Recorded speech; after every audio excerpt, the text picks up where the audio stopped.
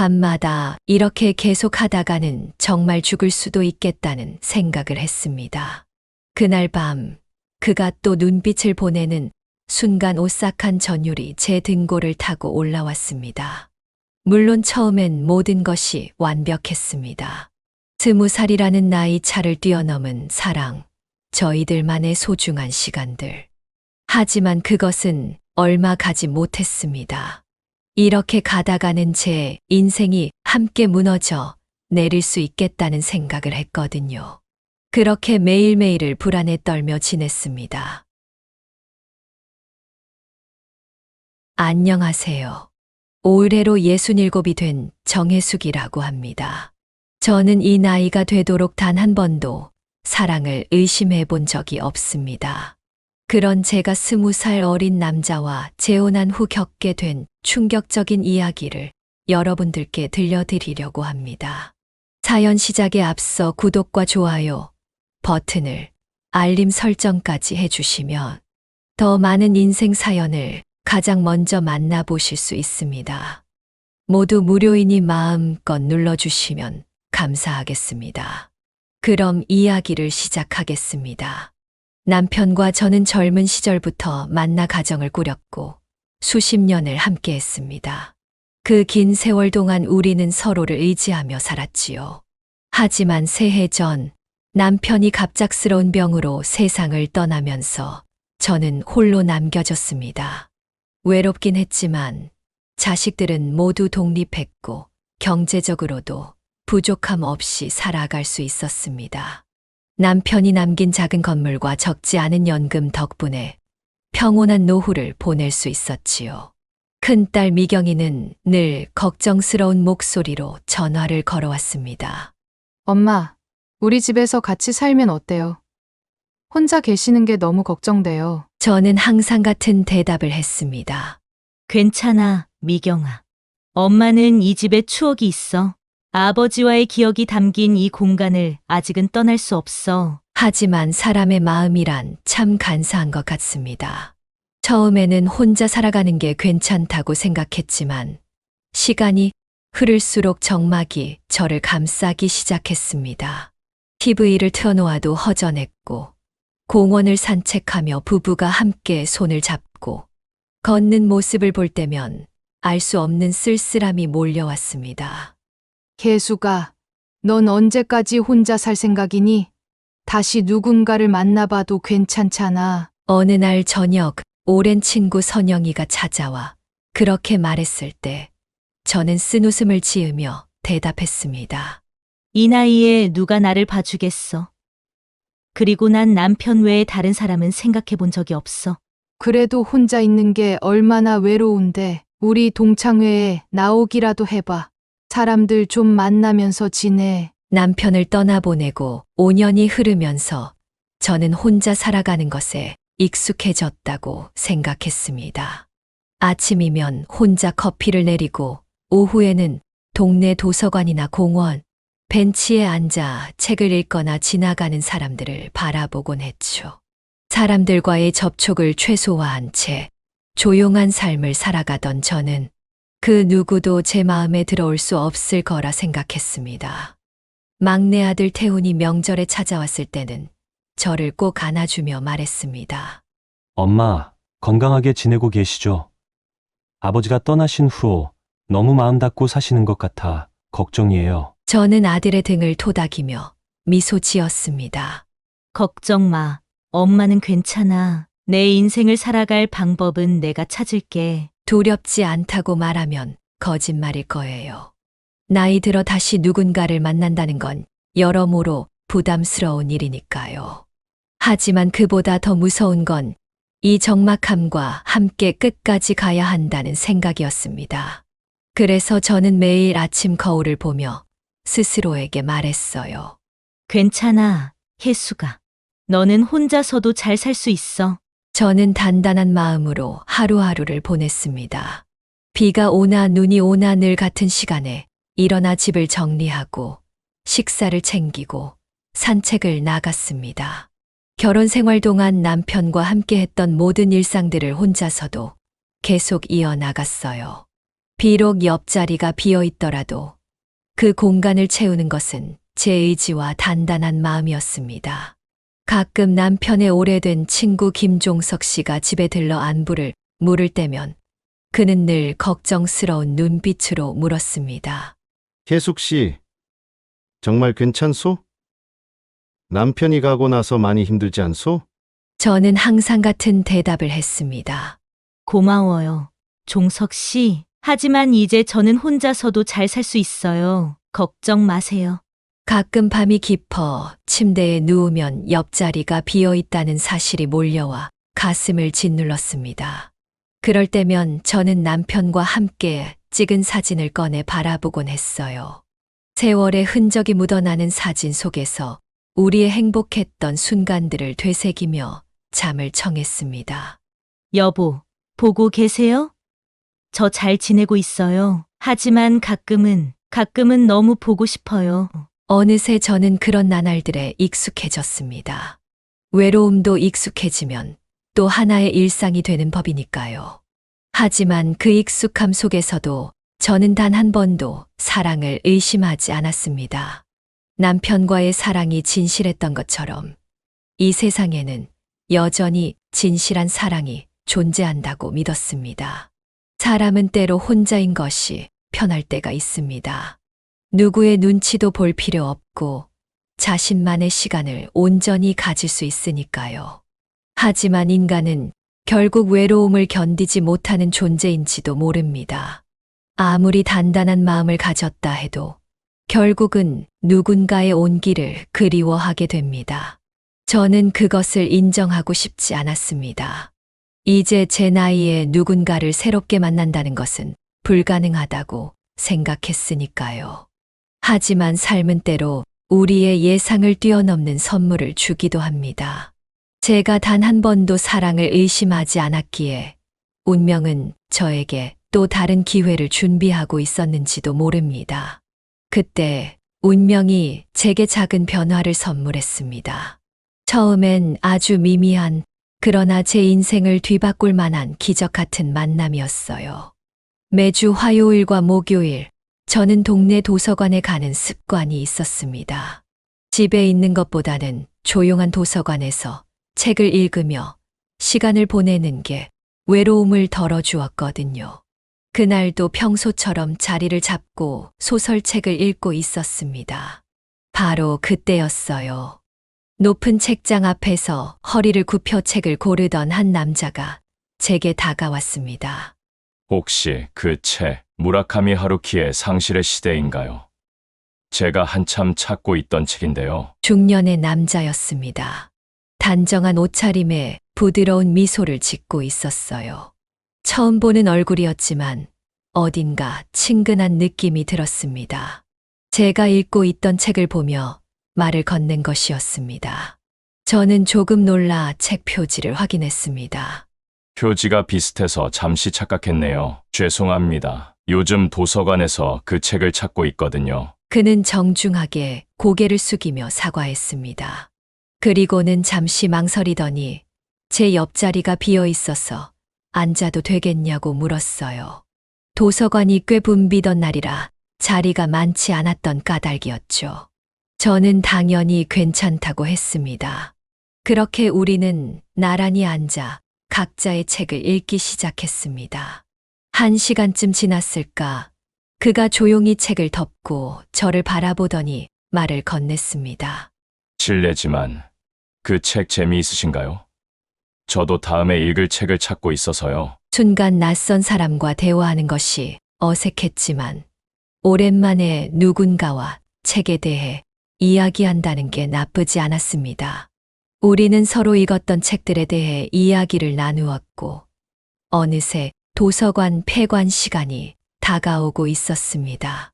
아, 제 이름은 박재민이라고 합니다. 이 동네로 얼마 전에 이사 왔어요. 그제서야 그가 자신을 소개했습니다. 저는 정혜숙이라고 간단히 제 이름을 알려주었습니다. 재민 씨는 이 지역에 새로 부임한 중학교 국어 교사라고 했어요. 나이는 46, 저보다 20살이나 어린 나이였습니다. 그날 이후 저는 도서관에 가는 날이 기다려지기 시작했습니다. 그리고 이상하게도 매번 재민 씨와 마주치게 되었어요. 처음에는 정말 우연이라고 생각했습니다. 하지만 점점 그가 저를 기다리고 있다는 느낌이 들었어요. 혜숙 씨, 오늘은 제가 추천한 책은 어떠셨어요? 재민 씨는 항상 존댓말로 정중하게 대화를 이어갔습니다. 그의 목소리는 부드럽고 편안했어요. 책에 대한 해박한 지식과 깊은 통찰력은 대화할 때마다 저를 놀라게 했습니다. 한참 이야기를 나누다 보면 어느새 시간이 훌쩍 지나 있었죠. 우리의 대화는 책에서 시작해 점차 일상으로 확장되었습니다. 그는 지방에서 자라 서울에서 대학을 나왔고 줄곧 교직에 몸담아 왔다고 했어요.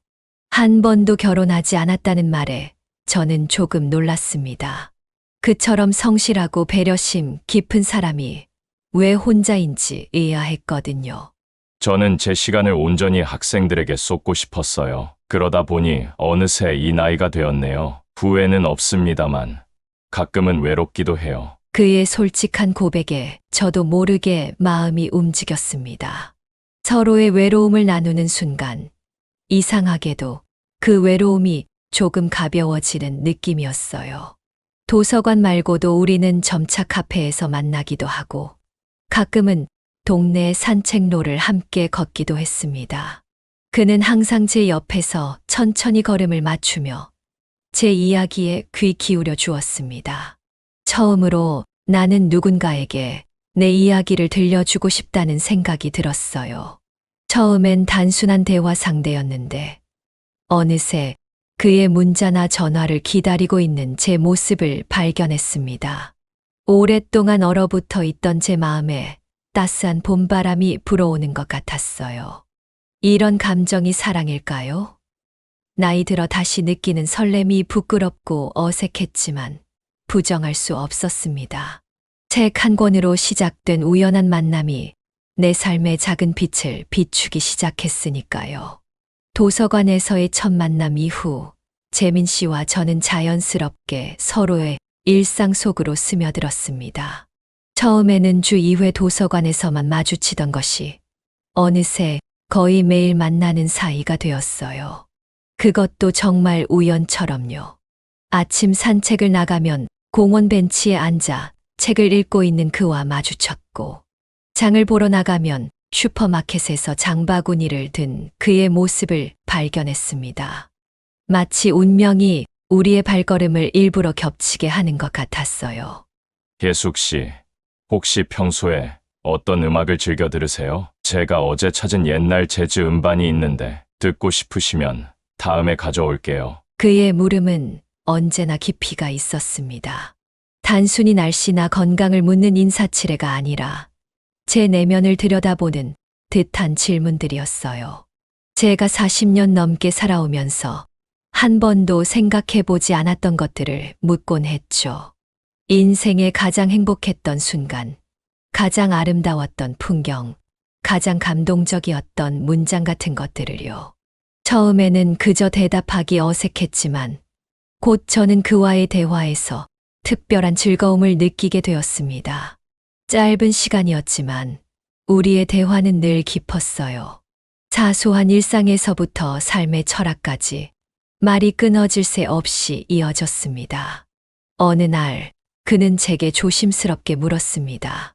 혹시 토요일 오후에 음악회 보러 가실래요? 도서관에서 무료 티켓을 2장 받았는데 혼자 가기는 좀 그래서요. 그의 말에 제 심장이 빠르게 뛰기 시작했습니다.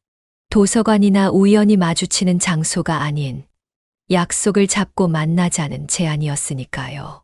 저는 잠시 망설였지만 곧 용기를 내어 수락했습니다.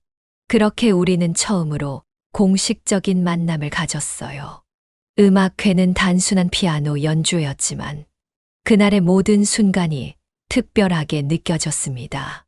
재민 씨는 제게 의자를 빼주고 프로그램 책자를 함께 보며 곡에 대해 설명해 주었어요. 그의 팔이 가끔 제 팔에 스치는 순간 오래전에 잊었던 설렘이 물밀듯이 밀려왔습니다. 음악회가 끝난 후 그는 근처 조용한 카페로 저를 안내했습니다. 우리는 창가 자리에 앉아 음악회에 대한 감상을 나누었어요. 처음으로 저는 그에게 제 지난 삶에 대해, 남편과의 추억에 대해 이야기했습니다.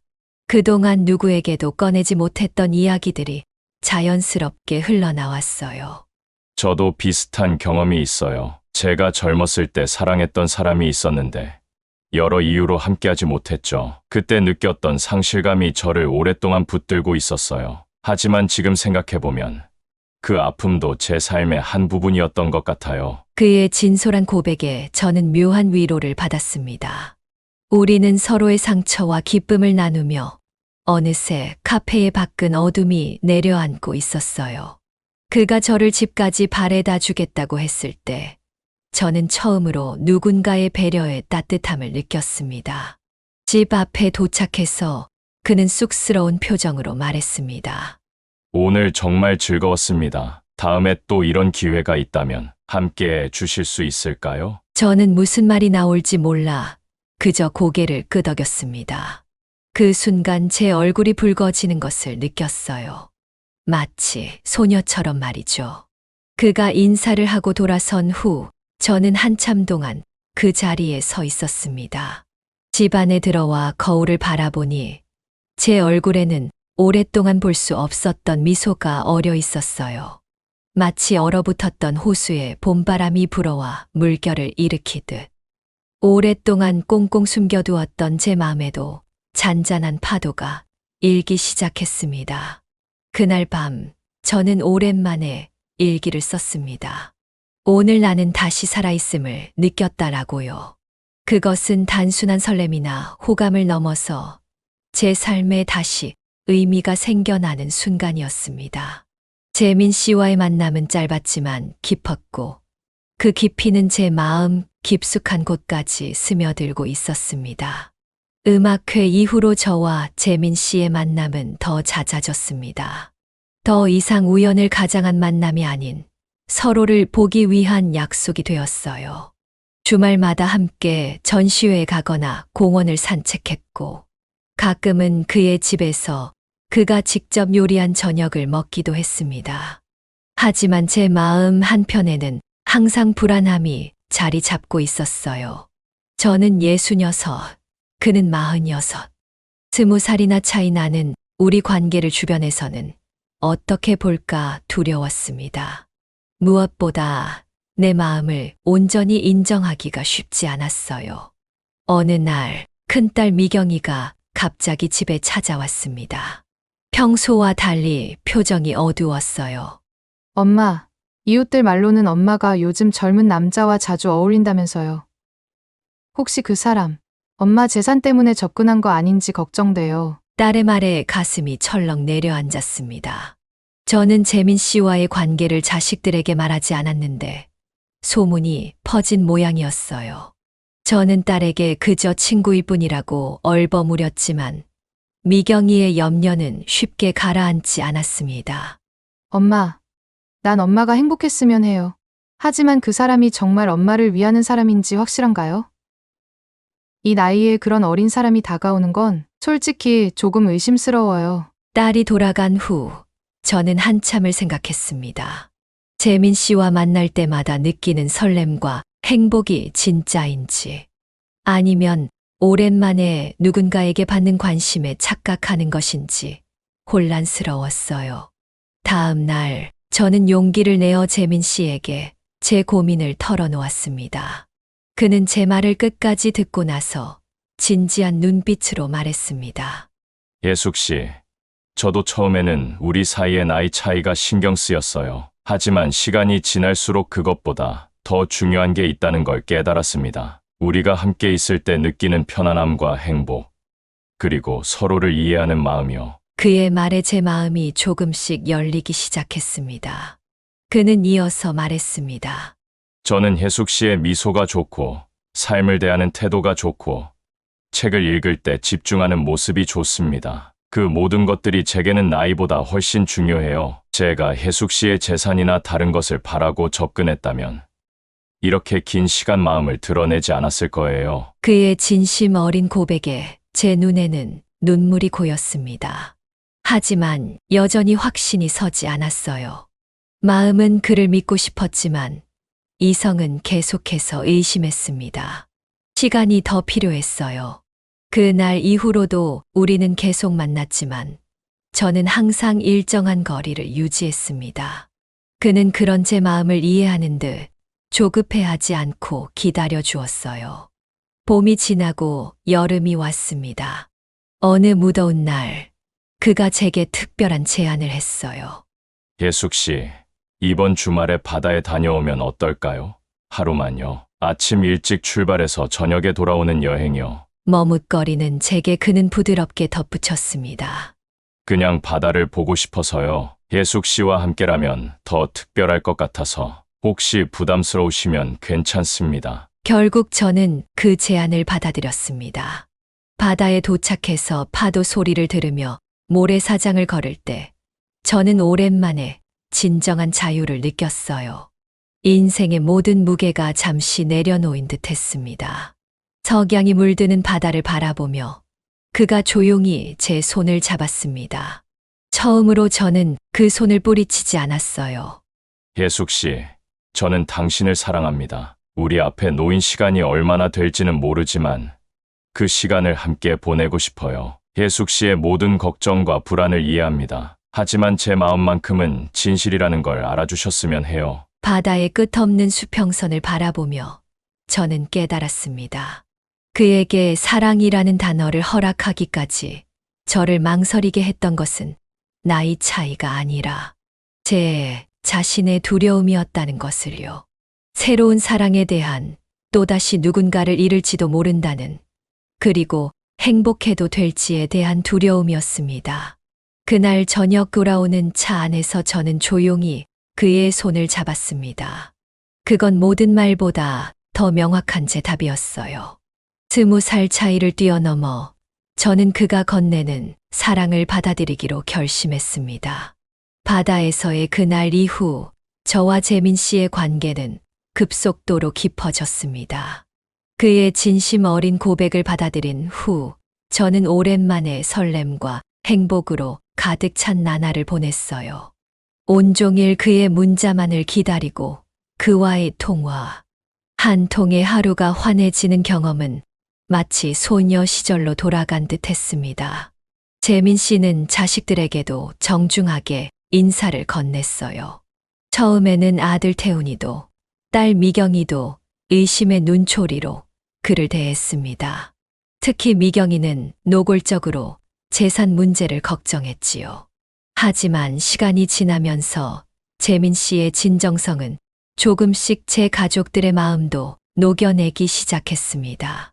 엄마가 행복해 보여서 나도 기쁘긴 해요. 하지만 결혼은 너무 서두르는 건 아닐까요? 태훈이의 걱정에도 불구하고 재민 씨와 저는 만난 지 6개월 만에 결혼을 결심했습니다.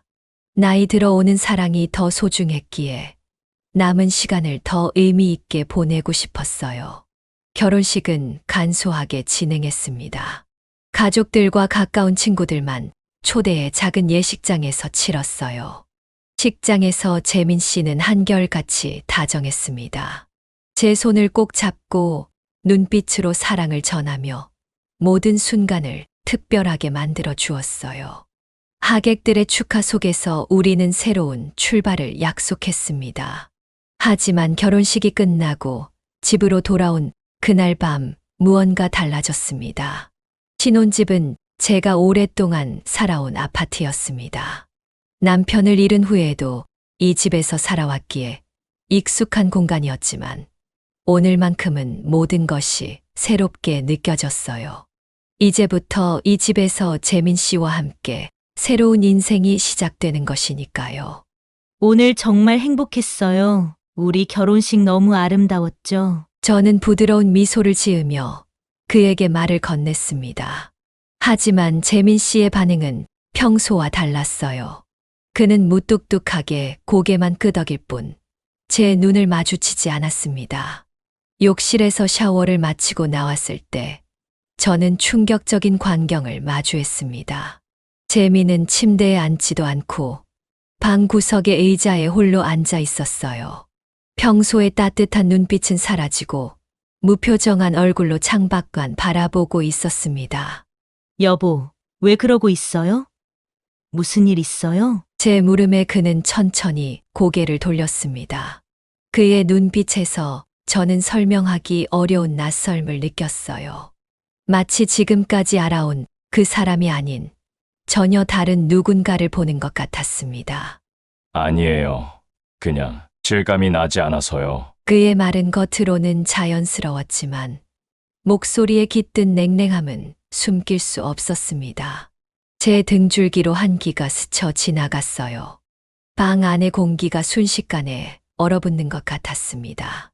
침대에 누워 잠을 청하려는데 그는 여전히 그 자리에서 움직이지 않았어요. 불을 끄지도 않은 채 창밖에 어둠을 응시하고 있었습니다. 시계는 이미 자정을 가리키고 있었어요. 늦었으니 이제 주무세요. 내일은 피곤할 텐데. 제 말에 그는 느릿하게 고개를 끄덕였지만 여전히 자리에서 일어나지 않았습니다. 저는 그가 혼자만의 시간이 필요한 줄 알고 이해하려 노력했어요.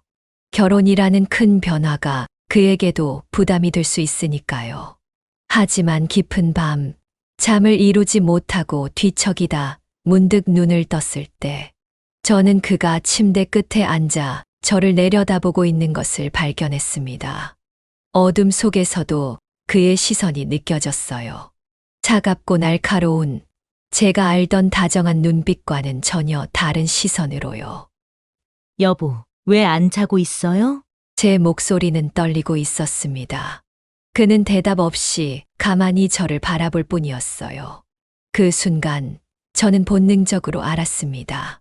무언가 잘못되었다는 것을. 결혼식 전까지 그토록 사랑스럽던 그 사람이 완전히 달라졌다는 것을. 첫날 밤, 저는 행복과 기대 대신 이상한 불안감에 휩싸였습니다. 바로 옆에 누워있는 사람이 제가 사랑하는 그 재민 씨가 맞는지 의심이 들기 시작했어요. 첫날 밤의 불안한 감정은 일시적인 것으로 끝나길 바랐습니다. 결혼이라는 큰 변화에 적응하는 과정이겠지라고 스스로를 위로했어요. 하지만 이튿날도 그 다음 날도 상황은 나아지지 않았습니다. 낮에는 그럭저럭 평범했습니다.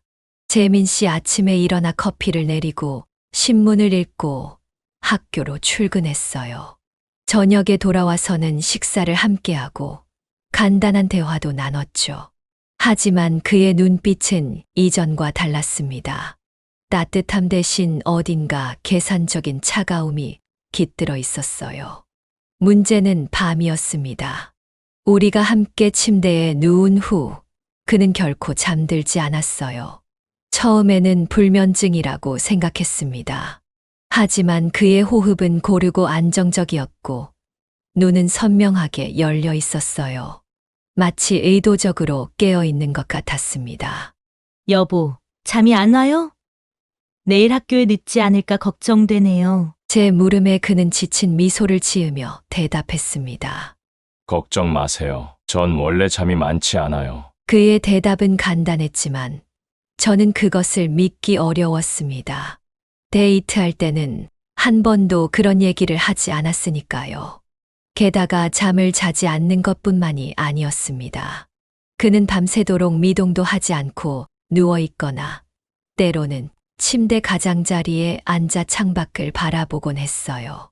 결혼 3일째 되는 밤, 저는 악몽에 놀라 잠에서 깼습니다. 시계는 새벽 2시를 가리키고 있었어요. 그런데 이상하게도 침대에서 재민 씨 기척이 느껴지지 않았습니다. 화장실 불도 켜져 있지 않았고 방 안은 깊은 어둠에 잠겨 있었어요. 여보, 어디 있어요? 작은 목소리로 불렀지만 대답이 없었습니다. 불안한 마음에 침대에서 내려 방 안을 살폈습니다. 그때였어요. 방 한 구석 옷장 옆 의자에 그가 앉아 있는 것을 발견했습니다. 불도 켜지 않은 채 가만히 앉아서 저를 바라보고 있었어요. 순간 온몸에 소름이 돋았습니다. 그는 왜 한밤중에 그렇게 앉아 있는 걸까요? 더 무서운 건 그가 얼마나 오랫동안 저를 지켜보고 있었는지 알 수 없다는 점이었습니다. 어쩌면 제가 잠든 순간부터 그렇게 앉아 저를 관찰하고 있었을지도 모른다는 생각에 등골이 서늘해졌어요. 무슨 생각을 그렇게 해요? 왜 거기 앉아 있어요? 제 질문에 그는 천천히 자리에서 일어났습니다. 달빛에 비친 그의 얼굴은 마치 다른 사람처럼 낯설었어요. 그는 아무 대답 없이 침대로 돌아와 누웠습니다. 하지만 저는 더 이상 잠을 이룰 수 없었어요. 그 다음 날도 비슷한 일이 반복되었습니다. 밤이 깊어질수록 저는 불안에 떨었고, 결국은 수면제의 도움을 받게 되었어요. 하지만 약기운에 취해 깊이 잠들어도 한밤중에 문득 눈을 뜨면 항상 그의 시선이 느껴졌습니다. 결혼 일주일째 되는 날, 저는 친구 선영에게 전화를 걸었습니다. 누군가에게 이 이상한 상황을 털어놓고 싶었어요.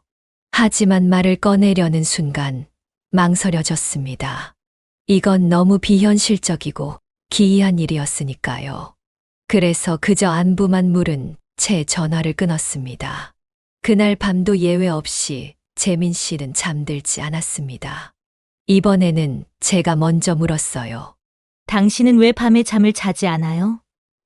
정말로 무슨 일이 있는 거예요? 그는 오랫동안 침묵하다가 마침내 입을 열었습니다. 당신이 자는 모습이 너무 아름다워서요. 그래서 보고 있었어요. 그의 말은 겉으로는 로맨틱하게 들릴 수 있지만 그 목소리에 담긴 감정 없는 톤은 오히려 공포스러웠습니다.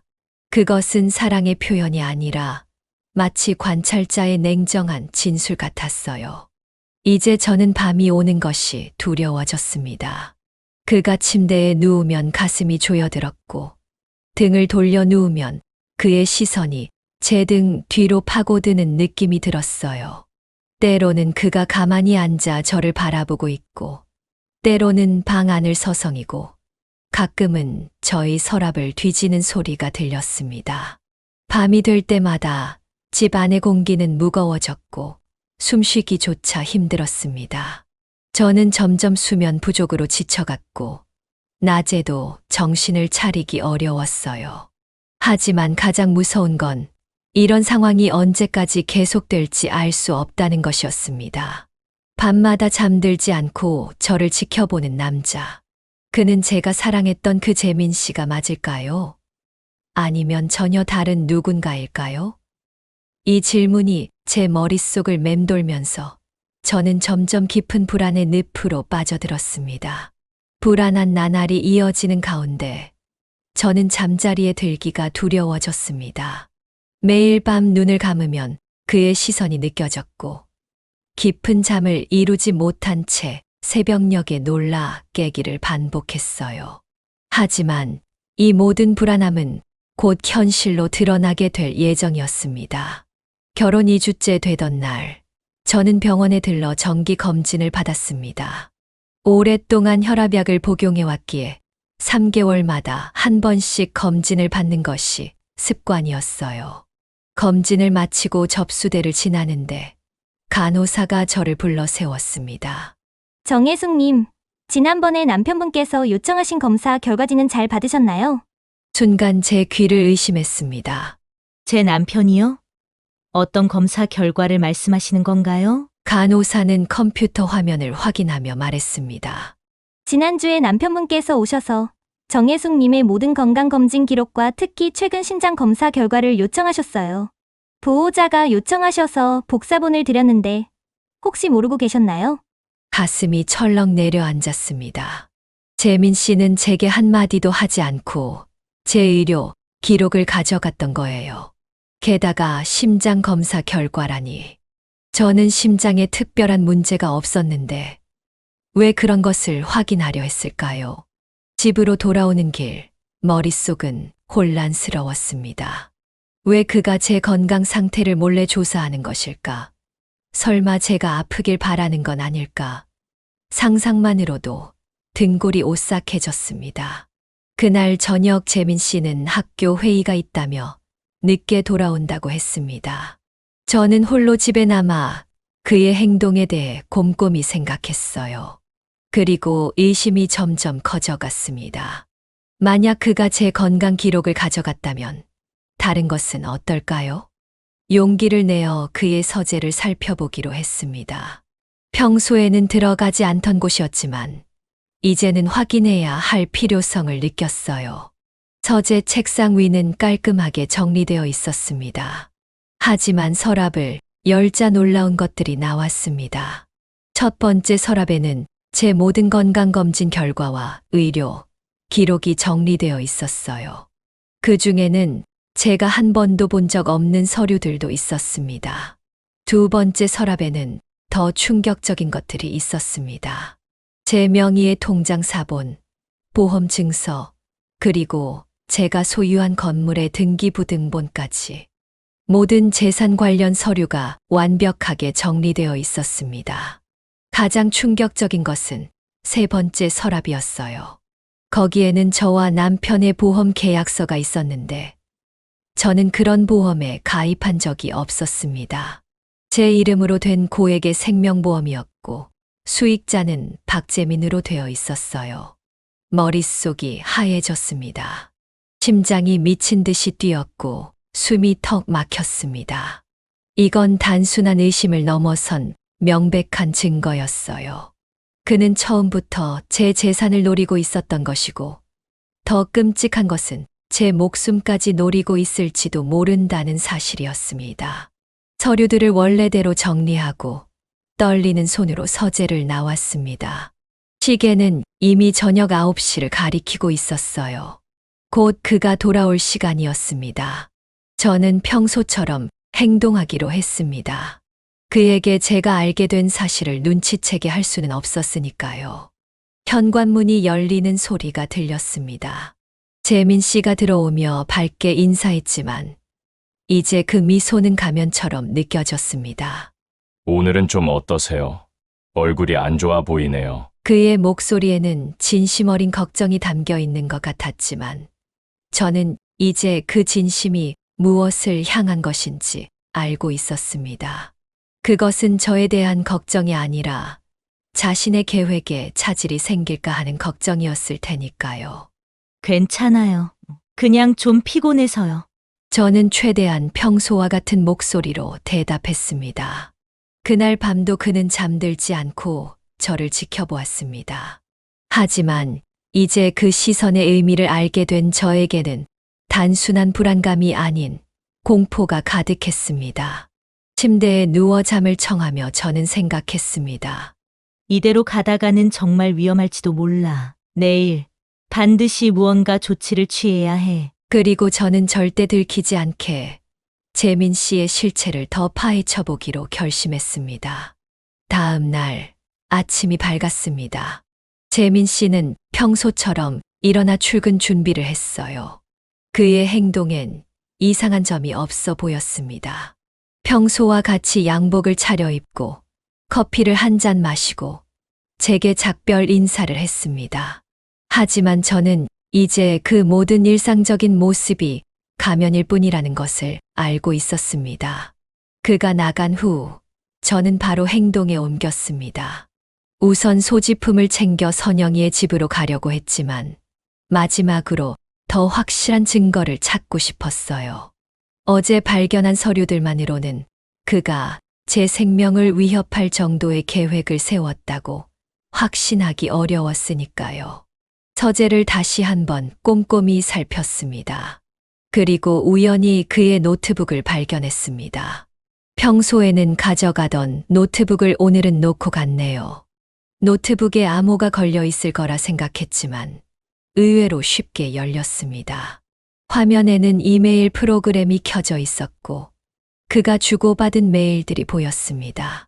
대부분은 학교 관련 업무 메일이었지만 몇 개월 전부터 낯선 이메일 주소와 주고받은 메시지들이 눈에 띄었습니다. 메일 내용은 암호처럼 모호했지만 계획, 시간표, 마무리 같은 단어들이 자주 등장했습니다. 그리고 가장 최근 메일에는 이번 주 내로 진행이라는 문구가 있었어요.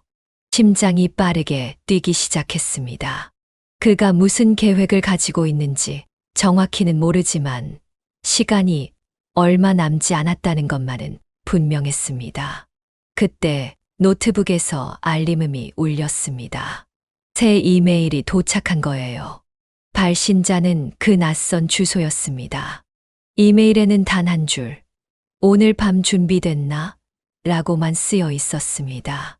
오늘 밤, 온몸에 소름이 돋았습니다. 재민 씨는 오늘 밤 무언가를 실행해 옮길 계획인 것 같았어요. 저는 서둘러 노트북을 원래 상태로 되돌려 놓고 짐을 꾸려 집을 나서려 했습니다. 그런데 현관문 앞에 도착했을 때 핸드폰이 울렸습니다. 재민 씨였어요. 손이 떨렸지만 최대한 침착하게 전화를 받았습니다. 여보세요? 계숙 씨, 오늘 학교 일이 일찍 끝날 것 같아요. 집에 서류 좀 가져가야 할 것 같은데. 1시간 내로 집에 잠깐 들를게요. 가슴이 철렁 내려앉았습니다. 저는 서둘러야 했습니다. 알겠어요. 그럼 곧 봐요. 전화를 끊자마자 저는 재빨리 가방을 챙겨 집을 나섰습니다. 택시를 타고 바로 변호사 사무실로 향했어요. 친구의 추천으로 알게 된 김 변호사였습니다. 다행히 그는 저를 바로 맞이해 주었고 제가 가져온 증거들을 검토해 주었어요. 이런 정황만으로는 법적 조치를 취하기 어렵습니다. 하지만 일단 안전이 최우선이니 오늘부터는 집에 돌아가지 마시고 친구 집이나 호텔에서 지내세요. 변호사의 조언에 따라 저는 친구 선영이의 집으로 향했습니다. 그러나 도중에 재민 씨에게서 또 전화가 왔어요. 계숙 씨, 지금 어디예요? 집에 왔는데 안 계시네요. 최대한 자연스럽게 대답하려 했습니다. 아, 친구 만나러 나왔어요. 선영이가 갑자기 만나자고 해서. 전화기 너머로 잠시 침묵이 흘렀습니다. 그리고 그가 말했어요. 그래요? 언제 돌아오실 거예요? 오늘 우리가 함께 처리할 일이 있는데. 그의 목소리에는 미세한 긴장감이 느껴졌습니다. 마치 계획에 차질이 생긴 것을 걱정하는 듯한 톤이었어요. 글쎄요. 좀 늦을 것 같아요. 선영이랑 오랜만에 만나서 이야기할 게 많네요. 그의 숨소리가 무거워졌습니다. 그리고 잠시 침묵 후 낮은 목소리로 말했어요. 알겠습니다. 그럼 일은 내일로 미루죠. 전화가 끊겼습니다. 저는 그 자리에 얼어붙었어요. 겉으로는 무해해 보이는 그 말이 어쩐지 섬뜩하게 들렸습니다. 그것은 마치 경고처럼 들렸어요. 그가 감추고 있던 무언가가 현실로 다가오고 있다는 경고였습니다. 저는 선영이 집에 도착해 모든 일을 털어놓았습니다. 그녀는 충격에 빠졌지만 제가 이곳에 머물 수 있도록 도와주었어요. 그날 밤 재민 씨는 끊임없이 제게 전화와 문자를 보냈습니다. 하지만 저는 받지 않았어요. 핸드폰을 끄기 전 마지막으로 확인한 메시지에는 이렇게 적혀 있었습니다. 계숙 씨, 걱정돼요. 어서 집으로 돌아와요. 당신이 없으면 아무것도 해결될 수 없어요. 그 메시지를 읽는 순간 저는 다시 한번 온몸에 한기가 느껴졌습니다. 그가 말한 해결이란 무엇일까요? 아마도 저를 향한 그의 계획이겠죠. 이제는 확실했습니다. 저는 더 이상 그에게 돌아갈 수 없었어요. 선영이의 집에서 이틀을 보냈습니다. 그동안 재민 씨는 끊임없이 전화와 문자를 보내왔어요. 처음에는 걱정스러운 내용이었다가 점차 불안해하는 모습을 보이더니 마지막에는 거의 위협에 가까운 말들이 오갔습니다.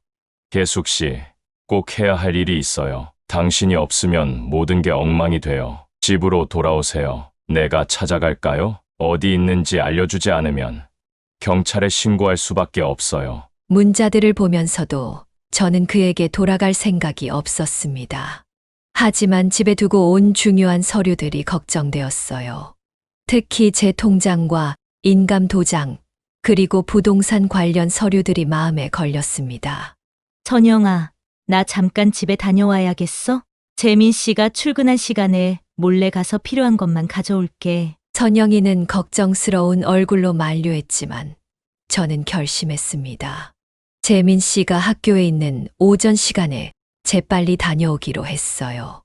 다음 날 오전 9시 저는 조심스럽게 집 앞에 도착했습니다. 주변을 살피며 현관문을 열었어요. 집 안은 평소와 같았지만 어쩐지 차갑고 낯선 기운이 감돌았습니다. 재빨리 제 통장이 보관된 서랍으로 향했어요. 하지만 서랍을 열자마자 충격에 빠졌습니다. 제 통장과 도장이 사라져 있었어요. 급하게 다른 서랍들도 뒤졌지만 찾을 수 없었습니다. 심장이 빠르게 뛰기 시작했어요. 설마 재민 씨가 가져갔을까요? 불안한 마음으로 재민 씨의 서재로 향했습니다. 노트북은 없었지만 책상 위에는 몇 개의 서류 뭉치가 놓여 있었어요. 그중 하나가 제 이름이 적힌 갈색 서류 봉투였습니다. 떨리는 손으로 봉투를 집어들었습니다. 그리고 내용물을 꺼냈을 때 온몸이 얼어붙었어요. 그것은 은행 대출 계약서였습니다. 제 명의로 된 거액의 대출 계약서. 놀랍게도 거기에는 제 인감 도장이 선명하게 찍혀 있었고 제 서명까지 있었어요. 하지만 저는 절대로 그런 대출 계약을 한 적이 없었습니다. 자세히 보니 대출금은 5억 원. 담보로는 제가 소유한 건물이 설정되어 있었습니다. 계약 일자는 일주일 전 우리가 결혼한 지 얼마 지나지 않은 시점이었어요. 이건 위조된 거야. 저도 모르게 중얼거렸습니다. 제 서명은 분명히 위조되었어요. 도장은 제 것이 맞았지만 제가 직접 찍은 적은 없었습니다. 재민 씨가 제 도장을 훔쳐 사용한 것이 분명했어요. 봉투 안에는 또 다른 서류들도 있었습니다. 제 재산을 담보로 한 추가 대출 신청서, 제 건물의 소유권, 이전 계약서, 그리고 충격적이게도 제 유언장까지 있었어요. 모든 서류에는 제 도장과 위조된 서명이 있었습니다. 머릿속이 하얘졌습니다. 이제 모든 퍼즐이 맞춰지는 것 같았어요. 재민 씨는 처음부터 제 재산을 노리고 접근했던 것입니다. 그가 밤마다 자지 않고 저를 지켜본 이유, 제 건강 기록을 조사한 이유, 모든 것이 이 계획의 일부였어요. 아, 여기 계셨군요. 갑작스러운 목소리에 저는 심장이 멎는 줄 알았습니다. 뒤를 돌아보니 재민 씨가 문간에 서 있었어요. 평소와 같은 차분한 표정이었지만 그의 눈빛은 이전과 달랐습니다. 더 이상 가면을 쓰지 않은 차가운 눈빛이었어요. 이게 무슨 짓이에요? 내 서명을 위조하고 내 재산을 빼앗으려고요? 제 목소리는 떨리고 있었지만 가능한 한 단호하게 물었습니다. 재민 씨는 천천히 웃으며 방 안으로 들어왔습니다. 계숙 씨, 오해하지 마세요. 이건 우리 둘 다를 위한 겁니다. 당신 명의로 대출을 받아 투자하면 더 많은 수익을 얻을 수 있어요. 그의 말은 너무나 뻔뻔했고 저는 분노가 치밀어 올랐습니다. 그동안의 두려움과 불안이 한순간에 분노로 변했어요. 거짓말 마세요. 당신은 내 재산을 노리고 처음부터 계획을 세웠던 거잖아요. 재민 씨의 표정이 굳어졌습니다. 그는 더 이상 친절한 척을 하지 않았어요. 서류를 내려놓고 문 쪽으로 빠져나가려 했지만 그가 저를 막아섰습니다. 그럼 이제 어떻게 할 생각이에요? 경찰에 신고하실 건가요? 누가 믿겠어요? 당신의 남편이 그런 짓을 했다고요? 그의 말에는 자신감이 넘쳤습니다. 그는 저를 무서워하지 않았어요. 그리고 저는 그가 무엇까지 할 수 있는 사람인지 이제 알았습니다. 봉투를 꼭 쥐고 저는 재민 씨와 등을 돌린 채 창문 쪽으로 걸어갔습니다. 그리고 휴대폰을 꺼내 이미 준비해둔 번호를 눌렀어요. 저는 떨리는 손으로 휴대폰에 저장해둔 김 변호사의 번호를 눌렀습니다. 재민 씨는 여전히 문 앞에 서서 저를 막고 있었어요. 전화벨이 2번 울리고 변호사가 전화를 받았습니다. 김 변호사님, 정혜숙입니다. 지금 상황이 급해서요. 제가 말씀드렸던 그 사람이 제 명의로 대출 서류를 위조했습니다. 지금 그 증거를 확보했어요. 재민 씨의 얼굴이 순간 굳어졌습니다. 그는 제게 다가오려 했지만 저는 급히 뒤로 물러났어요. 지금 어디세요? 위험하면 즉시 그곳을 떠나세요. 제가 경찰과 함께 가겠습니다. 변호사의 말이 끝나기도 전에 재민 씨가 제 휴대폰을 낚아채려 했습니다. 저는 재빨리 피했고 그 순간 현관문이 열렸어요. 선영이와 함께 온 경찰관들이 들어왔습니다. 혜숙 언니, 괜찮아? 너무 오래 연락이 없어서 걱정돼서 바로 경찰에 신고했어. 선영이의 기지로 경찰이 도착한 것이었습니다. 재민 씨는 순간 당황했지만 이내 평정을 되찾고 아무 일도 없었다는 듯 행동했어요. 무슨 일이시죠? 경찰관님, 저희 부부 사이에 약간의 오해가 있었을 뿐입니다. 재민 씨의 말투는 여전히 차분했지만 그의 눈빛에는 불안이 서려 있었습니다. 저는 용기를 내어 앞으로 나섰어요. 이 사람이 제 서명을 위조하고 대출 계약을 맺었습니다. 여기 증거가 있어요. 제 손에 들린 서류 봉투를 가리키며 말했습니다. 경찰은 재민 씨에게 서류를 확인하고 싶다고 요청했고 결국 재민 씨는 물러설 수밖에 없었어요. 그날 이후 저는 더 이상 주저하지 않았습니다. 김 변호사를 통해 모든 법적 절차를 밟기 시작했어요. 그동안 쌓인 증거들을 모두 제출했습니다. 재민 씨의 밤중 행동들, 제 건강 기록을 몰래 조사한 것, 위조된 서명이 담긴 대출 계약서, 그리고 그가 보낸 위협적인 문자 메시지들까지. 정혜숙 씨, 지금 우리가 가장 시급하게 해야 할 일은 재산 보호 조치입니다. 법원에 가처분 신청을 해서 그가 더 이상 재산을 빼돌리지 못하게 해야 합니다. 변호사의 조언에 따라 저는 곧바로 법원에 재산 보호 조치를 신청했습니다. 급박한 상황을 설명하고 모든 증거를 제출했어요. 다행히 법원에서는 이 사안의 심각성을 인정하고 신속하게 처리해 주었습니다. 재산 보호 조치가 발효되자마자 재민 씨는 제 재산에 더 이상 손을 댈 수 없게 되었어요. 그리고 동시에 그를 사기와 서류 위조 혐의로 고소했습니다. 법의 테두리 안에서 저는 한 걸음 한 걸음 제 인생을 되찾아가기 시작했어요. 그 과정은 결코 쉽지 않았습니다. 경찰 조사가 진행되는 동안 저는 수많은 질문에 답해야 했고, 때로는 고통스러운 기억들을 다시 떠올려야 했어요. 하지만 더 이상 두려워하지 않았습니다. 제 손에 확실한 증거가 있었고, 이제는 진실이 밝혀질 차례였으니까요. 재민 씨는 처음에는 모든 혐의를 부인했습니다. 하지만 증거가 너무 명백했어요. 특히 위조된 서명이 찍힌 대출 계약서는 그의 범행을 확실하게 증명했습니다. 결국 그는 조사 과정에서 점차 범행을 시인하기 시작했어요. 조사가 진행될수록 더 충격적인 사실들이 드러났습니다. 재민 씨는 전에도 비슷한 수법으로 여러 명의 여성들에게 접근해 재산을 빼앗았다는 것이 밝혀졌어요. 그는 철저하게 계획적으로 움직이는 사기꾼이었던 것입니다. 혜숙 씨, 당신은 정말 용감하십니다. 많은 피해자들이 부끄러움 때문에 신고를 주저하는데 당신의 용기가 여러 사람을 구했습니다. 김 변호사의 말에 저는 쓴웃음을 지었습니다. 용감했다기보다는 그저 살기 위해 몸부림쳤을 뿐이었으니까요. 하지만 그 과정에서 저는 제 내면의 강함을 발견했습니다. 평생 누군가에게 의존해 살아온 것 같았지만 결국 제 삶을 지킨 건 저 자신이었어요. 법원의 판결은 신속했습니다.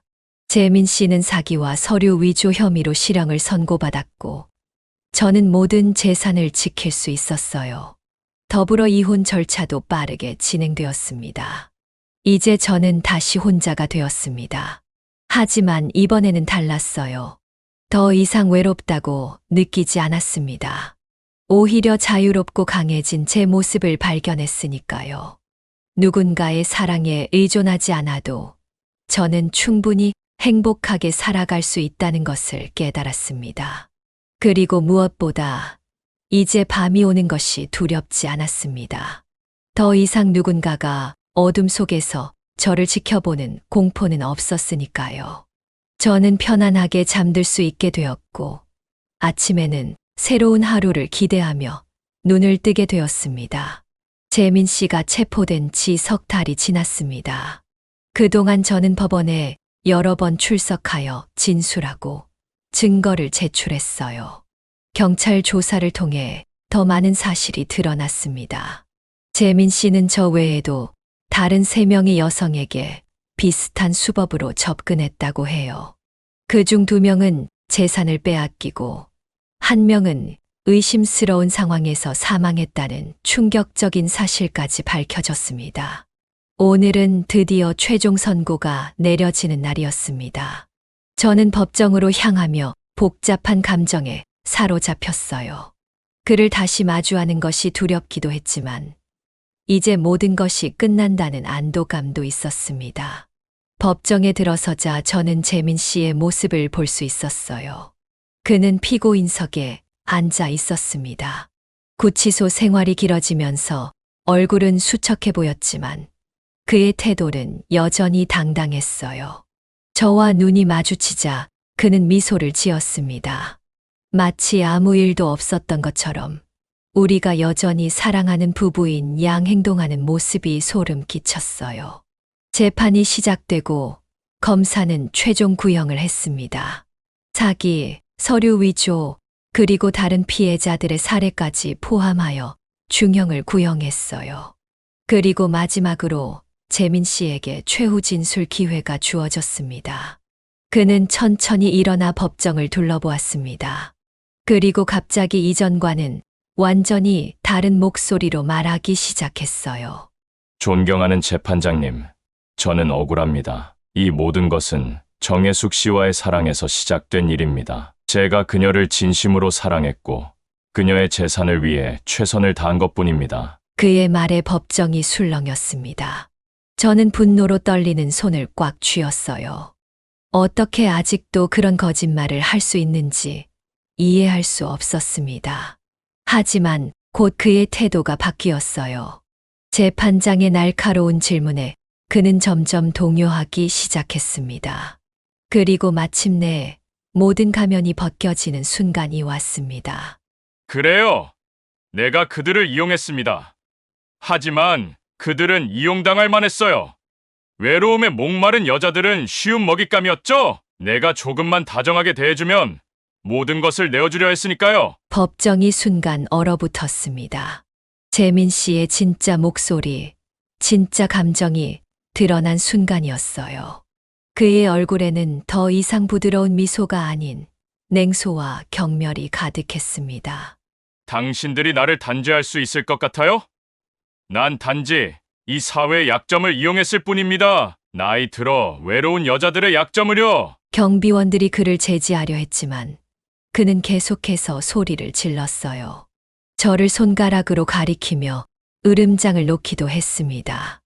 혜숙 씨, 내가 언젠가는 나올 거예요. 그때 당신이 얼마나 후회할지 두고 보세요. 그의 위협적인 말에 몸이 떨렸지만 저는 더 이상 두려움에 지배되지 않기로 했습니다. 당당하게 그를 마주보며 법정에 남아 있었어요. 재판장은 즉시 휴정을 선언했고 재민 씨는 경비원들에 의해 끌려 나갔습니다. 잠시 후 재판이 재개되었고 재판장은 엄중한 목소리로 선고를 내렸어요. 피고인 박재민 사기 및 문서 위조 등의 혐의로 징역 7년을 선고합니다. 선고가 내려지는 순간 저는 깊은 안도감을 느꼈습니다. 이제 정말로 끝이구나. 더 이상 두려워할 필요가 없다는 생각에 눈물이 왈칵 쏟아질 뻔했어요. 법정을 나서는 길에 한 여성이 저에게 다가왔습니다. 그녀는 재민 씨의 또 다른 피해자였어요. 정혜숙 씨, 정말 감사합니다. 당신이 용기를 내지 않았다면 저는 여전히 그가 진심으로 나를 사랑했다고 믿었을 거예요. 우리는 서로를 바라보며 미소 지었습니다. 같은 고통을 겪은 사람들만이 느낄 수 있는 특별한 연대감이 형성되었어요. 집으로 돌아오는 길, 봄바람이 살랑살랑 불어왔습니다. 저는 처음으로 진정한 자유를 느꼈어요. 더 이상 누군가의 시선에 감시당하지 않는 자유, 스스로의 삶을 온전히 살아갈 수 있는 자유였습니다. 이제 저는 혼자지만 결코 외롭지 않습니다. 제 곁에는 선영이를 비롯한 진정한 친구들이 있고 무엇보다 스스로를 지킬 수 있는 강인함이 있으니까요. 그동안의 경험은 고통스러웠지만 그 고통을 통해 저는 더 단단해졌습니다. 앞으로의 시간은 온전히 제 것입니다. 어쩌면 또 다른 사랑이 찾아올지도 모르지만 이제 저는 알고 있습니다. 진정한 사랑은 두려움이 아닌 신뢰를 바탕으로 한다는 것을요. 그리고 무엇보다 자신을 사랑하지 못하는 사람은 타인도 제대로 사랑할 수 없다는 것을요. 재판이 끝나고 1년이 지났습니다. 봄, 여름, 가을, 겨울이 한 번 바뀌는 동안 저는 많은 것을 배웠어요. 무엇보다도 혼자 살아가는 법을 진정으로 깨달았습니다. 아침에 눈을 뜨면 창문으로 비치는 햇살을 바라보며 하루를 시작합니다. 예전에는 옆자리가 비어 있다는 사실에 쓸쓸함을 느꼈지만 이제는 그 공간이 제 자유의 상징처럼 느껴져요. 남편을 잃은 후의 외로움과 재민 씨의 배신 후에 느끼는 홀로 있음은 완전히 다른 감정이라는 것을 알게 되었습니다. 재민 씨는 교도소에서 7년을 보내고 있습니다. 가끔 그에 대한 소식이 들려오기도 하지만 더 이상 그것이 제 일상에 영향을 주지는 않아요. 처음에는 그가 언젠가 출소한 후 저에게 복수하러 올지도 모른다는 두려움이 있었습니다. 하지만 시간이 지날수록 그런 두려움도 사라졌어요. 혜숙 요즘 얼굴색이 정말 좋아 보여. 그동안 고생 많았는데 이제 정말 행복해 보이네. 지난주 선영이가 저에게 그렇게 말했습니다. 거울을 보니 정말 예전과는 다른 얼굴이 비치더군요. 눈에 생기가 돌고 입가에는 자연스러운 미소가 깃들어 있었어요. 이것이 진정한 자유를 얻은 사람의 모습인가 봅니다. 저는 이제 새로운 취미들을 찾아 나섰어요. 도자기 수업을 듣기 시작했고 주 2회 수영장에도 다니고 있습니다. 처음에는 낯설고 어색했지만 점차 그 활동들이 제게 큰 기쁨을 가져다 주었어요. 특히 도자기를 만들 때의 그 집중된 시간은 제게 명상과도 같은 시간이 되었습니다. 주변의 시선도 변했어요. 처음 재민 씨와 결혼했을 때는 나이 많은 여자가 젊은 남자와 결혼한다며 손가락질하던 사람들이 이제는 제 용기와 강인함에 존경의 눈빛을 보내곤 합니다. 어머님, 저는 어머님을 정말 존경해요. 그런 상황에서도 자신을 지켜내시고 또 다시 일어서는 모습이 정말 멋있어요. 며칠 전 작은 딸 수정이가 저에게 그렇게 말했습니다. 사실 그동안 자식들에게 큰 상처와 걱정을 안겨준 것 같아 마음이 무거웠는데 그 말에 가슴이 따뜻해졌어요. 외로움이 완전히 사라진 것은 아닙니다. 가끔 밤이 깊어 침대에 누우면 여전히 그 감정이 찾아오곤 해요. 하지만 이제는 알고 있습니다. 외로움은 저를 무너뜨릴 만큼 강하지 않다는 것을요. 오히려 그 감정도 제 삶의 일부로 받아들이게 되었습니다. 인생은 계속해서 우리에게 도전을 던지지만 중요한 것은 그 도전에 어떻게 대응하느냐입니다. 정예숙 씨는 그 어려운 상황에서도 놀라운 강인함을 보여주셨어요. 심리상담사 김 선생님의 말씀이 항상 제 마음에 남아 있습니다.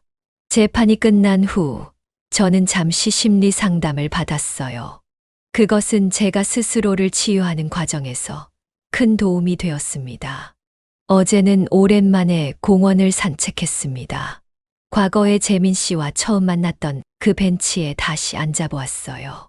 한때는 그 추억이 저를 아프게 할까봐 피했던 장소였지만, 이제는 그저 공원의 한 벤치일 뿐입니다. 더 이상 과거의 기억이 저를 지배하지 않아요. 저는 이제 진정한 의미의 혼자를 배웠습니다. 그것은 외로움이나 고독이 아니라 온전히 나 자신에게 집중하고 내 삶을 스스로 책임지는 것이라는 걸요. 혼자여도 충분히 행복할 수 있다는 사실을 깨달았습니다. 물론 앞으로의 삶에서 또 다른 사랑이 찾아올 수도 있겠죠. 하지만 이제는 다릅니다. 더 이상 누군가를 통해 행복을 찾으려 하지 않아요. 제 행복은 오직 제 자신에게서 비롯된다는 것을 알게 되었으니까요. 지금 저는 67살입니다. 인생의 많은 부분을 살아왔지만 동시에 아직도 많은 가능성이 앞에 펼쳐져 있다고 느껴요. 이제는 두려움 없이 그 가능성을 향해 한 걸음씩 나아가고 있습니다. 정혜숙 씨는 이제 혼자지만 더 이상 두렵지 않습니다. 저는 스스로를 지켜냈고 그 어떤 외로움도 이제는 저를 무너뜨릴 수 없습니다. 이것이 제가 삶을 통해 얻은 가장 큰 깨달음이자 가장 값진 선물입니다. 여러분도 살다 보면 저처럼 예상치 못한 시련을 만날 수 있습니다. 하지만 기억하세요. 그 어떤 어려움도 여러분을 완전히 무너뜨릴 수는 없답니다. 우리는 모두 자신의 인생을 지켜낼 수 있는 힘을 가지고 있으니까요. 지금까지 제 이야기를 들어주셔서 감사합니다. 더 많은 인생 사연과 감동적인 이야기를 보고 싶으시다면 구독과 좋아요, 알림 설정 부탁드립니다. 여러분의 소중한 댓글도 기다리고 있을게요. 다음 이야기에서 또 뵙겠습니다. 감사합니다.